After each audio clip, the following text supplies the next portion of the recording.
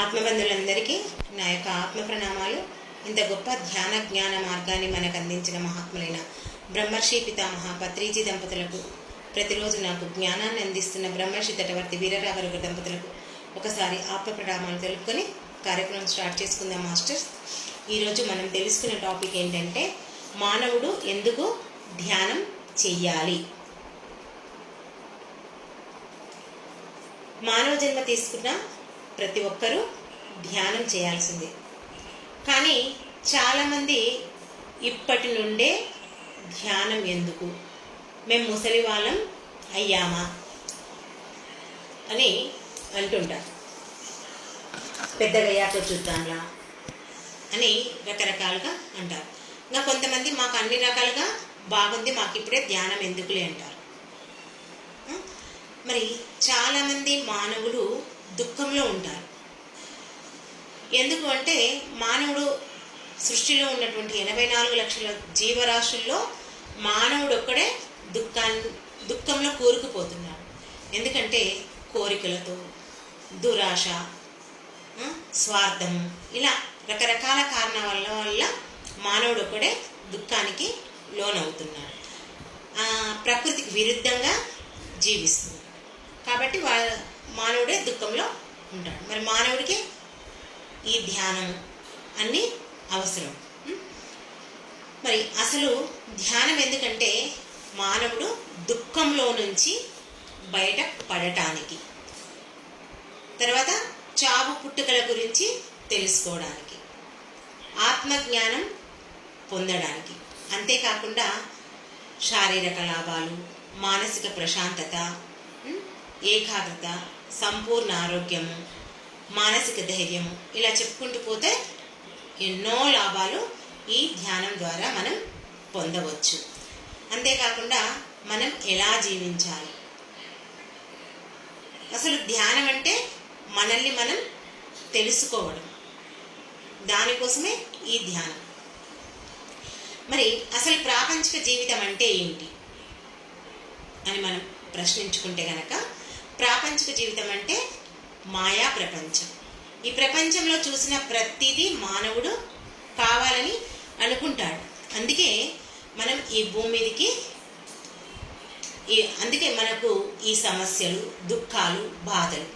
మనం ఈ భూమి మీదకి ఎందుకు వచ్చాము అని కనుక మనం ప్రశ్నించుకుంటే, ఈ మాయా ప్రపంచంలో జరిగేవన్నీ చూసి అసలు మనం ఎందుకు వచ్చాము అనే విషయం కూడా మర్చిపోయాం. మనం ఒక లక్ష్యంతో ఈ భూమి మీదకి వచ్చాము. ఆ లక్ష్య సాధన సాధించుకోకుండా ఏం చేస్తున్నాం? మాయలో పడి మనం జీవిస్తున్నాం. అసలు ఇంతకు మాయ అంటే ఏంటి అని మనం ప్రశ్నించుకున్నట్లయితే, ఒకసారి నారదుడు తర్వాత విష్ణుమూర్తి ఇద్దరు కలిసి దారి వెంట వెళ్తుంటారంట. నారదుడికి ఒకసారి అడిగాడంట, స్వామి ఇంతకు మాయ అంటే ఏంటి అని అడిగాడంట. అడిగితే అప్పుడు విష్ణుమూర్తి ఏం చేశాడంట, నారద నాకు దాహం వేస్తుంది, ఈ పక్కలో ఒక గృహం ఉంది, అక్కడ అడిగి నీళ్లు తీసుకురా అని చెప్పేసి పంపిస్తాడంట. ఎవరు? విష్ణుమూర్తి. అప్పుడు నారదుడు ఆ గృహం దగ్గరికి వెళ్ళి, అమ్మ తల్లి ఎవరున్నారు ఇంట్లో, దాహం వేస్తుంది, కాస్త నీరు ఇవ్వండి అని అడుగుతాడు. అడిగితే అప్పుడు ఆ ఇంట్లోకి వెళ్ళి ఒక అందమైన యువతి నీళ్లు తీసుకొని వస్తుందంట. వచ్చి రాగానే నారద మహర్షిని చూసి, మన ఇద్దరం వివాహం చేసుకుందామా అని అడుగుతుందంట.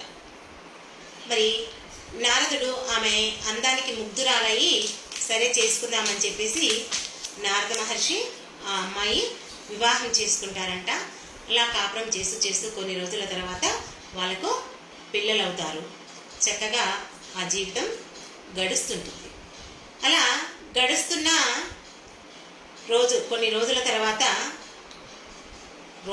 రోజులు కాదు సంవత్సరాల తర్వాత ఏమవుతుందంటే, పెద్ద వరద వచ్చి ఆ ఇల్లు, ఆ పిల్లలు, భార్య అందరూ కొట్టుకుపోతారంట. ఒక్క నారద మహర్షి ఒక్కడే మిగులుతాడంట.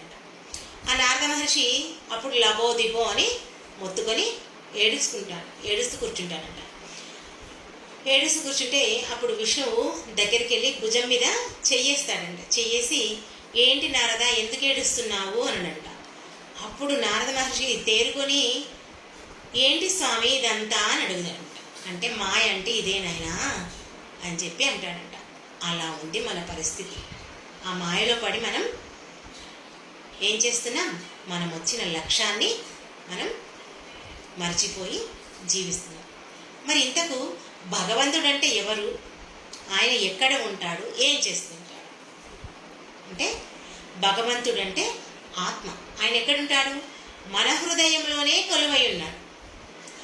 ఆయన ఉన్నందుకే మనము మన పనులన్నీ చక్కగా చేస్తున్నాం, చెప్పుకుంటున్నాం. మనం ఆ భగవంతుడు మనలో ఉన్నందుకే మనం చక్కగా మాట్లాడుతున్నాం, తింటున్నాం, నడుస్తున్నాం, వింటున్నాం, ఏది కావాలంటే అది చేస్తున్నాం.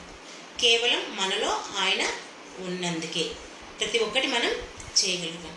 అంతేకాకుండా ఈ ధ్యానంలోకి రావడం వల్ల మనకు మన శరీరంలో ఏమేం జరుగుతున్నాయో కూడా మనకు అర్థం అవుతున్నది కదా. ఆ ఆత్మ, ఆ భగవంతుడు మనలో ఉండడం వల్ల మన శరీరంలో 49 వాయువులు, 200 క్రియలు జరుగుతున్నాయన్న విషయం కూడా మనం తెలుసుకున్నాం కదా. 49 వాయువుల్లో మనకు ఉత్తర గీత ద్వారా 10 వాయువులు మాత్రమే మనకు దాంట్లో తెలిపారు. 5 వాయువులు, 5 ఉపవాయువులు. వాయువులు అంటే ఏంటంటే ప్రాణం, అపానం, సమానం, ఉదానం, వ్యానం. ఉపవాయువులు అంటే నాగ, కూర్మ, కృకుర, దేవదత్త, ధనంజయ. ఇవి 5 వాయువులు, ఉపవాయువులు. మరి ఇలా మనలో ఉన్నాయి అనే విషయం మనకు ఈ ధ్యాన మార్గంలోకి వచ్చిన తర్వాతనే తెలిసింది. మరి ధ్యానం చేయడం వల్ల ప్రతి ఒక్క వ్యక్తి ఆనందంగా, సంతోషంగా జీవించడానికి అవకాశం ఉంది. అసలు ఆనందం అనేది మనలోనే ఉంది. అది మనం తెలియక ఆ ఆనందం కోసం బయట వెతుకుతున్నాం. వెతకాల్సింది మనం బయట కాదు, మన లోపల వెతకాలి. ఎలా వెతకాలి అంటే శ్వాస మీద ధ్యాస ఉంచి మనం ఎప్పుడైతే ధ్యానం చేస్తామో మనకు చక్కగా ఆనందం అనేది దొరుకుతుంది. మరి మన లోపలికి వెళ్ళాలి అంటే మనకు అడ్డుపడుతుంది. ఏం అడ్డుపడుతుంది? మన మనస్సే మనకు ఆ అడ్డుపడుతుంది. ఆ అడ్డు తొలగించడానికి ఉన్నటువంటి ఒకే ఒక మార్గం ఏంటి అంటే శ్వాస మీద ధ్యాస. మానవుడు మనసు యొక్క ప్రాముఖ్యతతో జీవిస్తున్నాడు, అంతే కదా. ఈ మనసు ప్రాముఖ్యతను ఎలా అంటే ఈ ప్రపంచంలో చూసిన ప్రతిదీ కావాలి అనుకుంటాడు. అందుకే మనకు ఇన్ని బాధలు, కష్టాలు, దుఃఖాలు. ఎందుకంటే తనది కాని దానికోసమే తాను వెంపర్లాడుతుంటాడు. ఇది ఎప్పుడు ఈ మనసు ఎప్పుడు ప్రపంచం వైపే తిరుగుతుంది. నిజంగా ఈ మనస్సు ఒక జిత్తుల మారి నక్క. ఒక్క సెకండ్లో ప్రపంచమంతా తిరిగేస్తుంది. మనం కూర్చున్న చోట కూర్చునే ఉంటాం, కానీ ఇది మాత్రం చుట్టి వస్తుంది, అంతే కదా. ఈ మనసు ప్రభావంతోనే మనం జీవిస్తున్నాం. ఈ మనసు ప్రభావం వల్లనే మనం అందరినీ విమర్శిస్తున్నాము, అవమానపరుస్తున్నాము. మన ఇష్టానుసారం ఈ మనసు ఉండడం వల్లే మాట్లాడుతుంది. ఉదాహరణకు ఎవరైనా మనకు నచ్చలేదు, వీడు పొట్టిగా ఉన్నాడు, వీడు తెల్లగా ఉన్నాడు, వీడు నల్లగా ఉన్నాడు, వీడు లా ఉన్నాడు, వీడు సన్నం ఉన్నాడు, ఇలా రకరకాలుగా మనం పేర్లు పెడుతున్నాం. ఎందుకు పేర్లు పెడుతున్నాము అంటే మన మనసు ప్రభావం వలనే మనం పేరు పెడతాం. చూడండి, ఈ మనసు ఎంత గందరగోళమైన మనసు అంటే, మరి ఒకసారంట శ్రీకృష్ణ భగవానుడు దగ్గరికి దుర్యోధనుడు, ధర్మరాజు ఏదో పని మీద వెళ్తారంట. ఆయన వెళ్తాడు, ఈయన వెళ్తాడు, ఇద్దరు అనుకోకుండా. అయితే మాటల్లో మాట్లాడుతుంటే ధర్మరాజుకు చెప్తాడంట శ్రీకృష్ణ భగవానుడు. ఏమని అంటే, ఈ రాజ్యంలో ఎవరైనా చెడ్డవాళ్ళు ఉన్నారేమో ఒకసారి చూసిరా అని చెప్పేసి ధర్మరాజుకు చెప్తాడంట. మరి దుర్యోధనుడికి చెప్తాడంట, ఈ ఊర్లో ఎవరైనా మంచి వాళ్ళు ఉన్నారేమో చూసిరా అని చెప్పేసి చెప్తాడంట ఇద్దరికి. సరే, ఇద్దరు వెళ్తారు, రాజ్యమంతా తిరిగి తిరిగి వస్తారు. ధర్మరాజు అంటాడంట, ఊర్లో ఆ రాజ్యంలో ఉన్న వాళ్ళంతా మంచి వాళ్ళే ఉన్నారు, ఉంటే నాలో ఏదైనా అంతో ఎంతో చెడ్డ ఉందేమో, ఓ రాజ్యంలో మాత్రం అందరూ మంచి వాళ్ళే ఉన్నారు అని చెప్తుంటారు. అప్పుడు దుర్యోధనుడు ఏం చేశాడంట, స్వామి బావా, ఊర్లో రాజ్యంలో అందరూ చెడ్డవాళ్ళే, ఉంటే నాలో ఏమైనా కొంచెం మంచి ఉండొచ్చు అని చెప్పేసి అంటాడంట. చూడండి, ఈ మనసు ప్రభావం ఎలా ఉంది అనేది మనకు తెలుసు కదా, దుర్యోధనుడు ఎలాంటి వాడు, ధర్మరాజు ఎలాంటి వాడు అని మనం ఒక్కసారి ఆ క్వశ్చన్ వేసుకుంటే ఎవరి మనసు ఎలాంటిదో అనేది మనకి ఇప్పుడు బాగా అర్థమైంది. కాబట్టి మన మనస్సు ఎలా ఉంటే మనకు మన ఎదుటి వ్యక్తులు అలా కనిపిస్తారు అనేది ఇక్కడ మనం అర్థం చేసుకోవాలి. ఈ మనస్సు ఎంత క్లిష్టమైన పదార్థం, దీనికంటే ఇంకా వేరేది ఇంకేది లేదు. ఈ మనస్సు స్థాయిలో ప్రతి ఒక్క చర్యకు ప్రతిచర్య ఉంటుంది, అంతే కదా. ఇది ఒక ఆలోచించిందంటే వెంటనే ఇంకొకటి దానికి ఎమ్మడి తోడైపోతుంది, అంత స్పీడ్గా పోతుంది. ఈ మనసుకు శరీరంలో భౌతికత అనేది భౌతికంగా ఉనికి అనేది లేదు. పలానా గుర్తిస్తామా మనం? ఇప్పుడు కాలు ఉంది, చెయ్యి ఉంది, చూస్తాం, చెప్తాం. మనసు మనం చెప్పలేం, అది చేసేదంతా దాంతోనే, కానీ మనం దాని ఉనికిని తెలుసుకోలేం. అది పలానా దగ్గర నేను చెప్పగలుగుతామా? చెప్పలేం కదా. మరి చూడండి, ఇంట్లో వంటగది, స్నానాల గది, తర్వాత పడక గది అని ఇట్లా రకరకాలుగా మనకు మన ఇంట్లో గదులు ఉంటాయి. అలాగే ఈ మనసులో కూడా ఈగో, సూపర్ ఈగో అనే 2 గదులు ఉంటాయంట అని ఒక ఫ్రాయిడ్ అనే సైంటిస్ట్ ఆ వ్యక్తి చెప్పాడు. కాబట్టి ఈ మనసును మనం ఎంత జాగ్రత్తగా చూసుకోవాలనేది మనం ఇక్కడ చూసుకోవాలి. అంతేకాకుండా మన ఇల్లు సామాన్లతో కనుక నిండి ఉంటే మనం ఇంకే వస్తువు తెచ్చిపెట్టలేము. ఎన్నో వస్తువులు కొన్నాము, మరి కొత్త వస్తువులు కొనాలంటే పాత వస్తువులు పనికిరానివన్నీ ఇంట్లో నుంచి తీసి బయటపడేస్తేనే కొత్త వస్తువులు పెట్టుకోగలుగుతాం. అలాగే మన మనసులో కనుక ఆలోచనలు నిండి ఉంటే కనుక కొత్త ఆలోచనలు మనం ఏమీ చెయ్యలేం. ఆ పాత ఆలోచనలతోనే ఇది నిండిపోయింది కదా. కాబట్టి ఇల్లు ఖాళీగా ఉంటే తిరగడానికి ఎంత ఈజీగా ఉంటుందో, ఈ మనసులో ఆలోచనలు లేకుండా ఉంటే మనకు అంత ప్రశాంతంగా ఉంటుంది,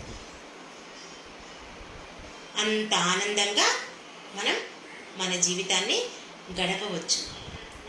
చూడండి, ఇంకా మన ఇల్లు మనకు శుభ్రం కావాలంటే ఏం చేస్తాం? ఒక చీపురు కట్ట పెట్టి ఊడ్చి చక్కగా బట్ట పెట్టి తుడుస్తాం. అలాగే మన మనసు ఖాళీ కావాలంటే ఏం చేయాలి? మనం శ్వాస మీద ధ్యాస ఉంచి ధ్యానం చేయాలి, అంతే. ఇల్లు శుభ్రం కావాలంటే చీపురు కట్ట పెట్టి ఊడ్చాలి, మనసు ఖాళీ కావాలంటే శ్వాస మీద ధ్యాస ఉంచి ధ్యానం చేయాలి.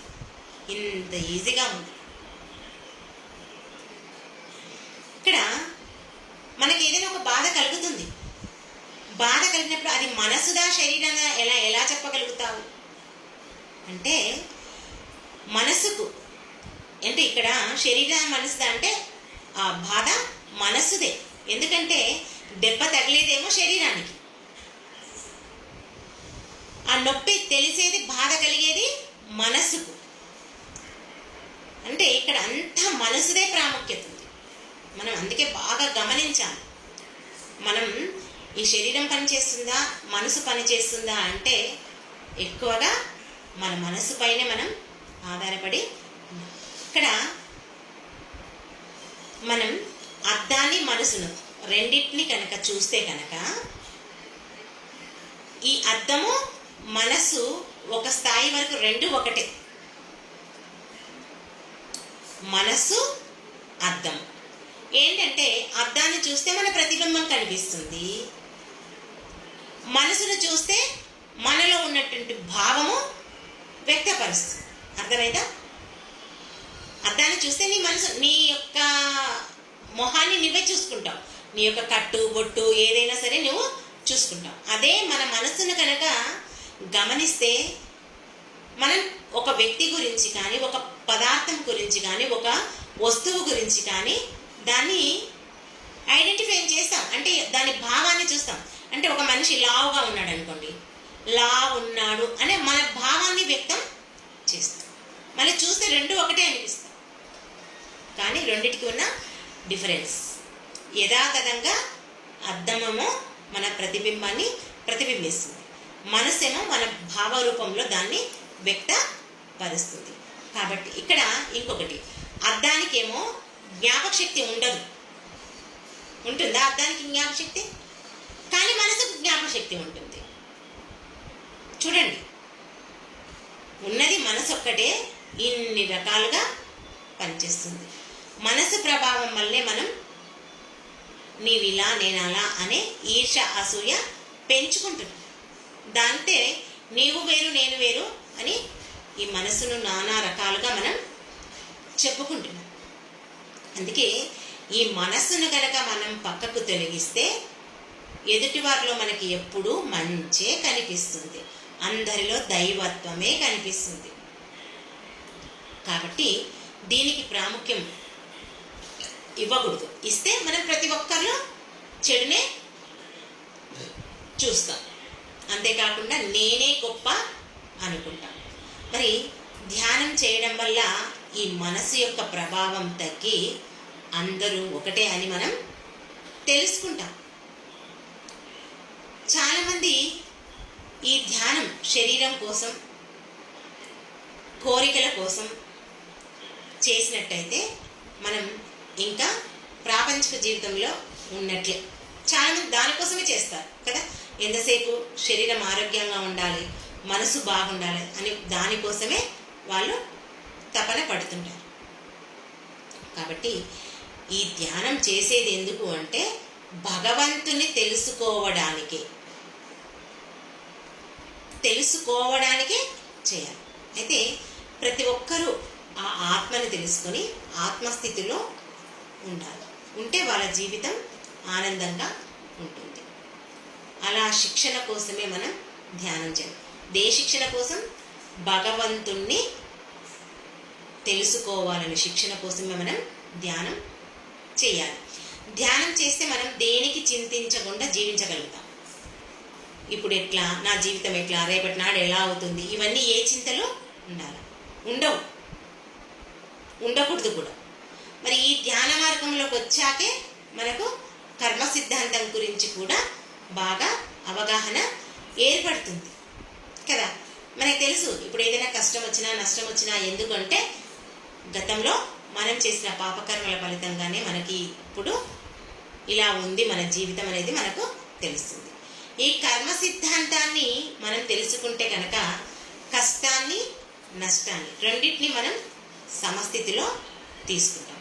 అందుకే యోగులు ఏం చెప్తారు, సమత్వం యోగ ఉచ్యతే అని చెప్తారు.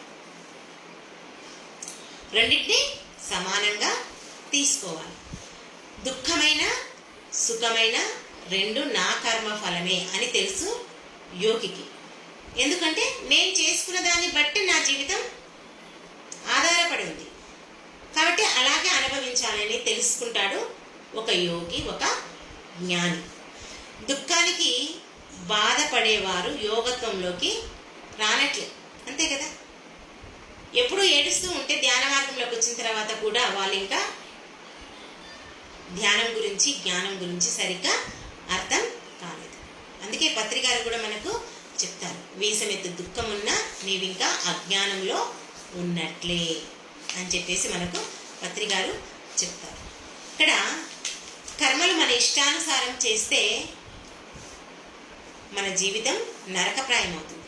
నిజంగా ఇక్కడ ఈ కర్మల గురించి భగవంతుడు మనల్ని క్షమించవచ్చు, కానీ కర్మ మాత్రం మనల్ని క్షమించదు. అందుకే మన మీద ప్రేమతో జాలితో ఆ భగవంతుడు ఆ మార్గాన్ని చూపించడానికి ఒక సద్గురువుని మన జీవితంలోకి పంపిస్తాం. అది మనం తెలుసుకుంటే మన జీవితాన్ని సరిచేసుకుంటాం. తెలుసుకోకుంటే ఇంకా అలాగే దుఃఖంలో బాధలో మనం కూరుకుపోతాం. ఎప్పుడైతే ఎవరి జీవితంలోకి అయితే సద్గురువు ప్రవేశిస్తాడో వాళ్ళ జీవితం పూలబాట. ఎప్పుడు ఆ పూలబాట అవుతుంది? వాళ్ళ సద్గురువు చెప్పిన మాటను తూచా తప్పకుండా ఆచరించి ఆ మార్గంలో నడిస్తే కనుక వాళ్ళ జీవితం పూలబాట అవుతుంది. సద్గురువు రాగానే అందరి జీవితాలు పూలబాటలు ఏమీ కావు. వాళ్ళు చెప్పింది ఆచరిస్తేనే.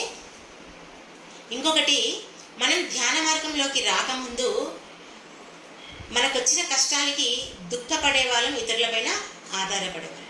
ఇప్పుడు ఈ ధ్యాన మార్గంలోకి వచ్చిన తర్వాత ఎంతటి కష్టమైనా సరే మనం భరించగలిగే శక్తి మనకు వస్తుంది. ఎందుకు వస్తుంది అంటే ఆ సద్గురువు మనకు ఆ శక్తిని ఇస్తాడు అంటే జ్ఞానాన్ని అందిస్తాడు. ఎప్పుడైతే ఆ జ్ఞానాన్ని అందుకుంటామో, ఇప్పుడు ప్రతిదానికి కర్మ సిద్ధాంతం పైనే, మన కర్మానుసారమే మన జీవితం ఆధారపడి ఉంది. ఇప్పుడు నేనే ఉన్నాను, నేను ఈ ధ్యాన మార్గంలోకి రాకముందు షెవరింగ్ అనే ప్రాబ్లంతో బాధపడుతున్నాను అని మీకు అందరికీ తెలుసు కదా.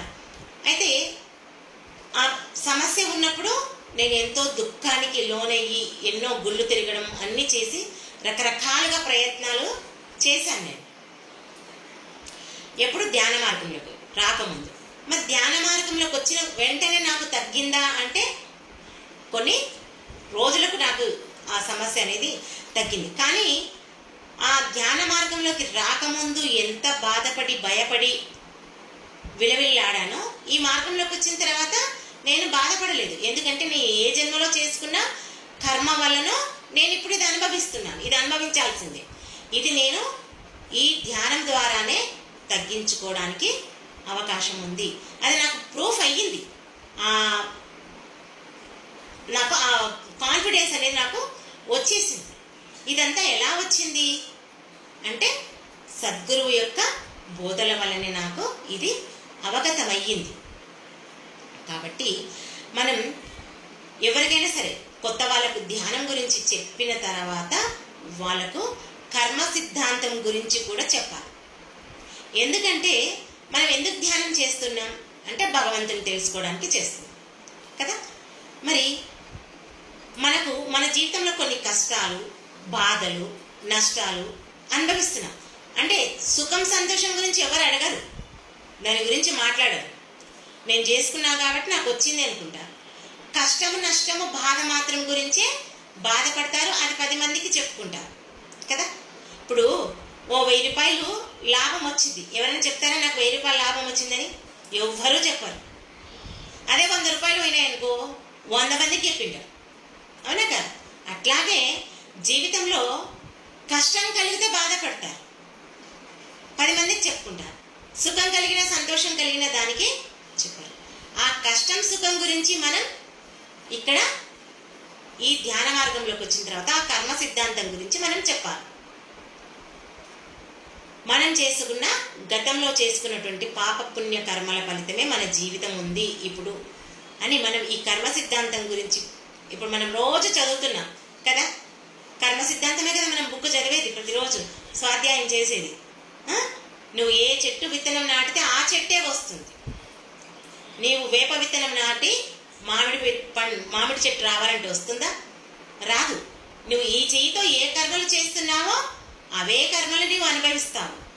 నీవు పాపం చేసి పుణ్యం కావాలంటే పుణ్యం రాదు. ఇలా రకరకాలుగా మనం చెప్పుకుంటున్నాం. ఈ కర్మ సిద్ధాంతం గురించి ప్రతి ఒక్క ధ్యానికి మనం తెలియచెప్పాలి. అందుకే ఈ కర్మలన్నీ అనుభవిస్తేనే మనకు ఏమవుతుంది?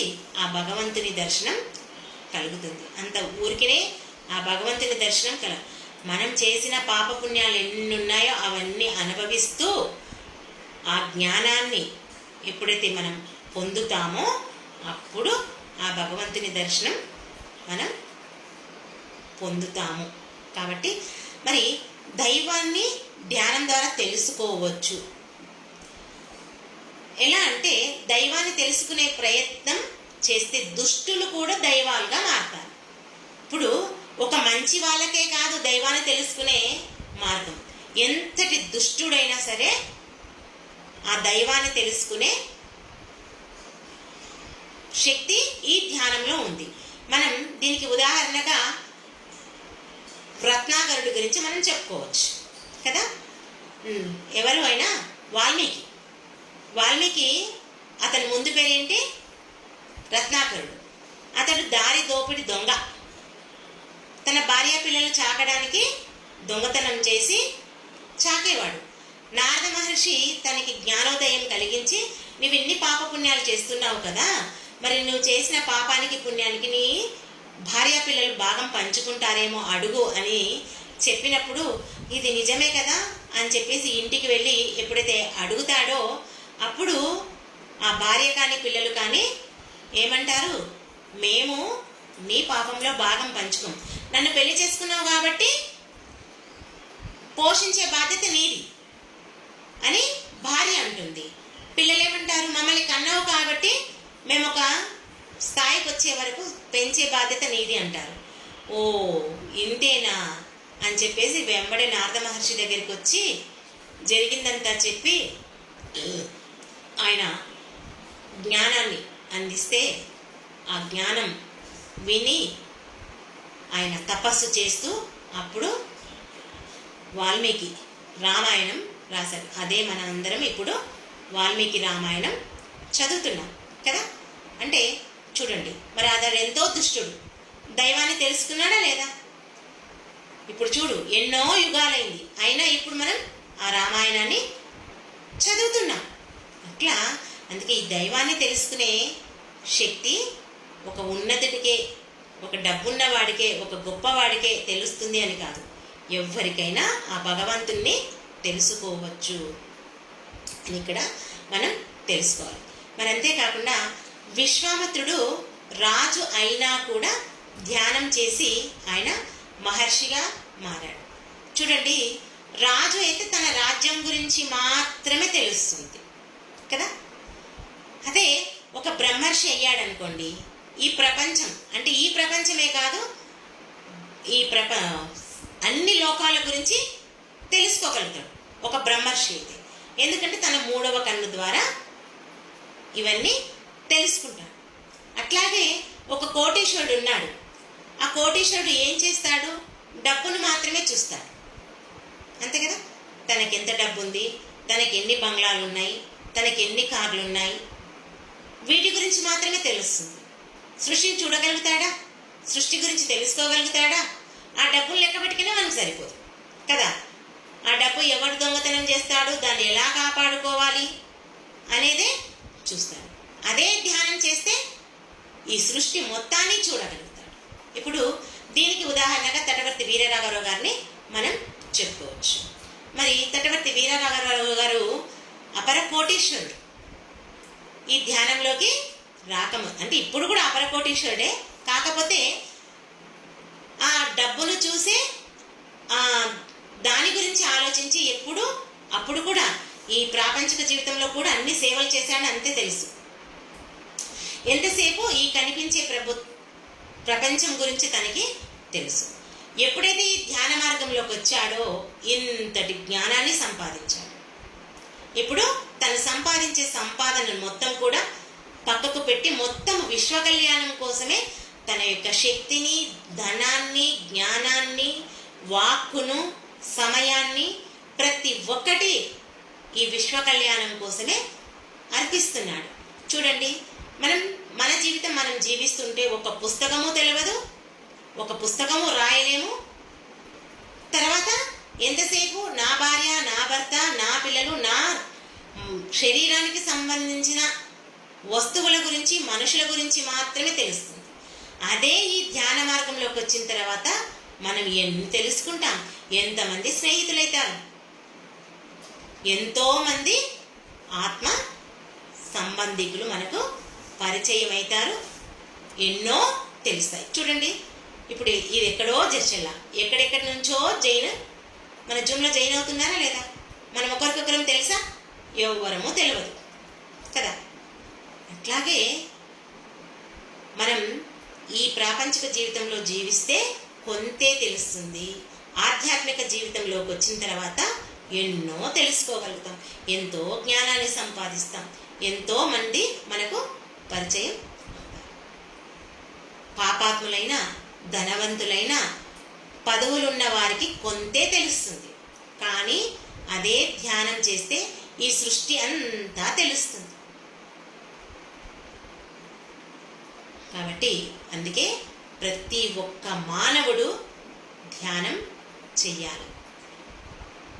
ధ్యానం చేస్తే ఆ భగవంతుని మనం తెలుసుకోగలుగుతాం.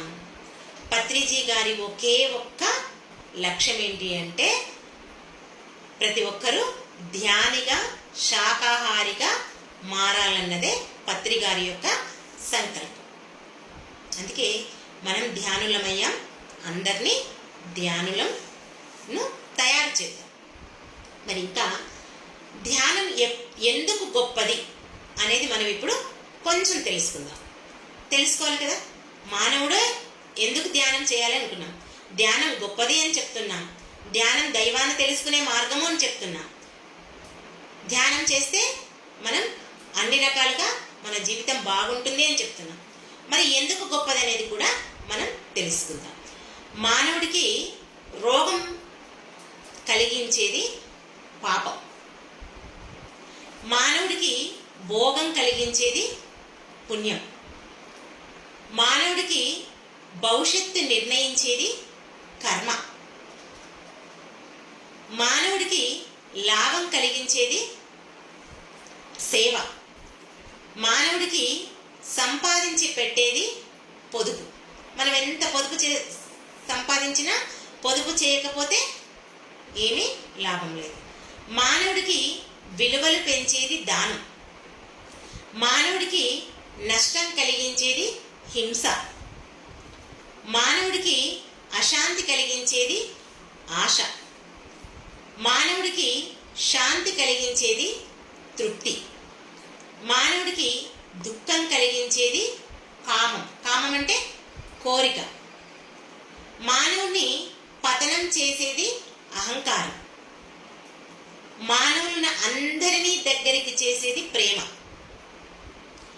మానవుల్ని అందరికీ దూరం చేసేది అసూయ. అంతే కదా. అసూయ ఉంటే ఎవరైనా దగ్గరికి వెళ్తారా? ఎవరు దగ్గరికి కాదు. మానవునికి స్థితి కలిగించేది గుణం, మానవుని దైవంగా మార్చేది దయ, మానవునికి ఆత్మస్థితి తెలిపేది వాక్కు, మానవుడికి విజయం చేకూర్చేది ధర్మం, మానవుని గొప్పగా చేసేది జ్ఞానం, మానవుడికి ముక్తి కలిగించేది సత్యం, మానవుని అన్ని రకాలుగా సంస్కరించేదే ధ్యానం. కాబట్టి ధ్యానం అన్నిటికంటే గొప్పది. అందుకే ప్రతి ఒక్క మానవుడు ధ్యానం చెయ్యాలి, చేయించాలి. అర్థమైంది కదా. మానవుడు ఎందుకు ధ్యానం చేయాలో ఇన్ని రకాలుగా ఉంటుంది. కాబట్టి మనం ధ్యానం చేస్తూ ఈ ధ్యానాన్ని అందరికీ పంచుదాం. ఓకే మాస్టర్స్, ఈ అవకాశం నాకు ఇచ్చేందుకు మీ అందరికీ నా యొక్క కృతజ్ఞతలు. Thank you. ఓకే మాస్టర్స్, ఒక 2 నిమిషాలు ధ్యానంలో కూర్చుందాం అందరం. శ్వాసపై ధ్యాస.